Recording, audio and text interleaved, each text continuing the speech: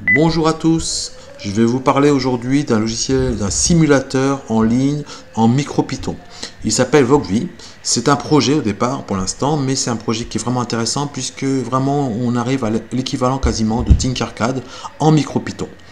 Donc ce simulateur-là permet de travailler sur des cartes ESP32 comme sur des Raspberry Pi Pico. Il peut aussi travailler en C, d'ailleurs il est pas mal développé en C, pour les ESP32 toujours, les Raspberry Pi Pico et bien sûr les cartes Arduino.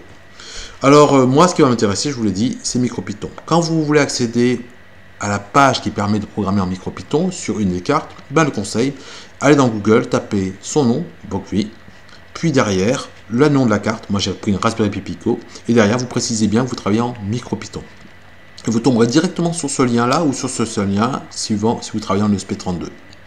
Une fois que vous y êtes, comment ça se présente? Le voilà. Alors déjà, on peut ouvrir plusieurs onglets. Puisque c'est en ligne, autant ouvrir plusieurs onglets pour faire plusieurs programmes différents. Vous rajoutez micropython.org pour pouvoir programmer. Et puis c'est parti. Quand vous voulez ajouter un composant, vous cliquez sur le plus et vous ajoutez tous les composants qui sont autour de votre Raspberry Pi Pico. Il y a des LED, des boutons, des capteurs, des écrans, etc. Vraiment un choix assez important.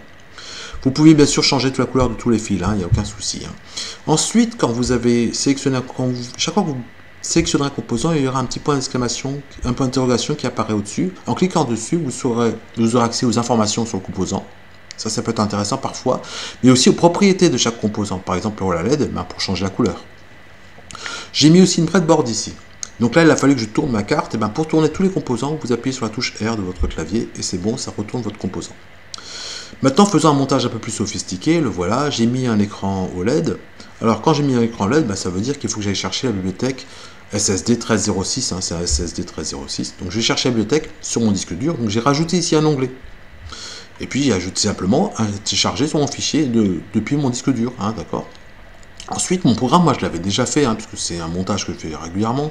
Donc j'ai un programme qui s'appelle programme.py de test. Voilà mon programme.py. Quand j'ai chargé mon programme.py ici, vous aurez un petit défaut, c'est que si vous appuyez sur Play, c'est le main.py qui s'exécute, et pas votre programme. Alors la solution, c'est copier votre programme et le coller dans main, mais ça, je trouve que c'est pas très malin. Alors moi, ce que je vous conseille, votre programme, vous l'avez écrit ici, et vous faites import le programme, le nom de votre programme. Moi, il s'appelle programme.py, j'ai fait import programme. Voilà, tout simplement. Dans main, j'écris qu'une seule ligne, celle-ci, et automatiquement, le logiciel va exécuter ça, puis après, chercher ce fichier-là, et donc exécuter tout ça. Dernière chose, quand vous êtes avec des élèves, il faut vérifier que des fois le clabage soit juste.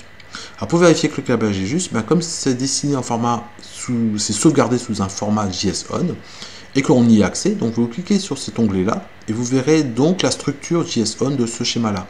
Et vous pourrez vérifier ainsi les connexions. C'est vraiment très facile, c'est écrit connexion, et puis vous lisez les connexions, et vous verrez exactement où c'est branché. Ça aussi, c'est très pratique. Voilà, j'ai fini pour cette présentation. Je pense qu'elle va s'adresser d'abord aux enseignants en collège qui ont besoin de vouloir programmer, aux enseignants en seconde, bien sûr en STNT, où on veut programmer en Python toujours.